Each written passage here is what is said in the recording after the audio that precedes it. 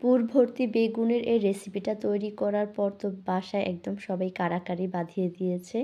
এত বেশি পরিমাণে নাকি সবার কাছে মজা লেগেছে।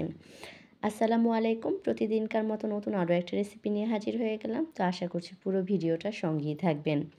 তো এইখানে আমি লম্বা সাইজের ২টা বেগুন নিয়েছি। তো বেগুনগুলোকে আমরা যেভাবে ভাজি তার তুলনায় কিন্তু একটু বেশ মোটা করেই আমি বেগুনগুলোকে কেটে নিয়েছি। তো কাটা হয়ে গেলে এখন মাঝখান থেকে এভাবে একটু চিড়ে নেব। তো এভাবে করে আমি প্রতিটাই করে নিয়েছি। তো আশা করছি ভিডিও দেখেই বুঝে নিতে পারতেছেন। তবে আমি কিন্তু একদম পুরোটা কেটে ফেলিনি, মাঝখান থেকে কিছু অংশ এভাবে লেগে আছে। তো যাই হোক, এবার আমি বেগুনগুলোকে খুব ভালো মতো একটু ধুয়ে নেব। তো ধোয়া হয়ে গেলে এখানে হাফ চামচের মতো হলুদের গুঁড়া, হাফ চামচ দিয়ে দিলাম এখানে লবণ, দিয়ে এবার খুব সুন্দর মতো আমি এগুলোকে মাখিয়ে প্রায় 10 মিনিটের মতো রেখে দেব। তো যখন সুন্দর মতো মাখানো হয়ে গেছে তো একটা সাইডে সরিয়ে রাখছি। তো এবার পুরটা রেডি করে নেব। তো এখানে আমি মিডিয়াম সাইজের 2টা আলুকে একটু সেদ্ধ করে নিয়েছি। তো এখন একটু ম্যাশ করে নিচ্ছি। তো ম্যাশ করা হয়ে গেলে এখানে আমি বড় সাইজের 2টা পেঁয়াজকে একটু বেরেস্তা করে নিয়েছি। সেই সঙ্গে 2-3টা কাঁচামরিচকে একটু কুচি করে দিয়ে দিলাম। সাথে দিয়ে দিলাম ধনিয়া পাতা, স্বাদ মতো লবণ, আর দিয়ে দিলাম হাফ চামচের মতো ভাজা জিরার গুঁড়া। অবশ্যই ভাজা জিরার গুঁড়াটা দিবেন।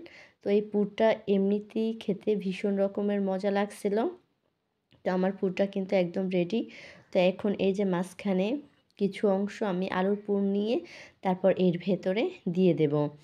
তো একটু চেপে চেপে দিয়ে দিচ্ছি। তো আপনারা চাইলে কিন্তু বেগুনটাকে আরেকটু ছোট করেও কাটতে পারেন, মানে এতটা মোটা না রেখে।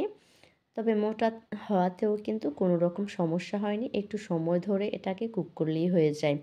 তো খেতে সত্যিকার অর্থে কিন্তু আমার কাছেও এটা ভীষণ রকম মজা লেগেছে। আর এই রেসিপিটা একবার হলেও বাসায় ট্রাই করার অনুরোধ রইল, কারণ এটা সবারই ভালো লাগবে আমি আশা করতেছি। তো আমি আরও একটা দেখিয়ে দিলাম কিভাবে পুরটা ভরে নিয়েছি। তো এভাবে করে আমি সবগুলো ভরে নিয়েছিলাম। তো আমার কিন্তু আরেকটু আলু বেঁচে ছিল না, মানে আলুর পুরটুকু। তো এখন একটা ডো তৈরি করে নেব। তো এখানে 1.5 টেবিল চামচ পরিমাণ চাউলের গুঁড়া, সঙ্গে 3 টেবিল চামচ পরিমাণ বেসন দিয়ে দিলাম, হাফ চামচ করে জিরা, ভাজা জিরার গুঁড়া, তারপরে হলুদ, মরিচ হাফ চামচ দিয়ে দিলাম, আদা রসুনের পেস্ট, স্বাদ মতো লবণ।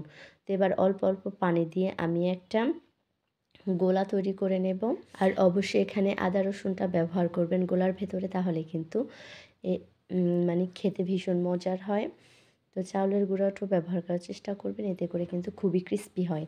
তো এখন একটা বেগুন আমি বেসনের গোলায় চুবিয়ে নিয়ে তারপর তেলে দিয়ে দিলাম। তো এভাবে করে আমি সবগুলো চুবিয়ে দিয়ে দেব।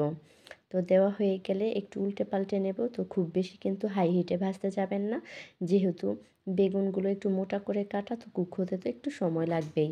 তো আমি কিন্তু মিডিয়াম আঁচে এটাকে ভেজে নিয়েছি এগুলোকে একদম পারফেক্টভাবে। তো এই যে এখন হয়ে গেছে, একে একে তুলে নিচ্ছি। আর সত্যিকার অর্থে আমার হাজব্যান্ডও কিন্তু ভীষণ মজা করে খেয়েছিল। আলহামদুলিল্লাহ, ভীষণ মজার একটা রেসিপি। তো আশা করছি আপনাদেরও ভালো লাগবে। আর যদি আমার এই রেসিপিটা ভালো লেগে থাকে, একটু শেয়ার করে আপনাদের টাইমলাইনে রেখে দেবেন, যাতে অন্য কেউ দেখার সুযোগ পায় আর একটু শিখে নিতে পারে। তো আমার আজকের আয়োজন এই পর্যন্তই। সবাই ভালো থাকবেন, সুস্থ থাকবেন, আর আমার জন্য সবাই একটু বেশি করে দোয়া করবেন। আল্লাহ হাফেজ।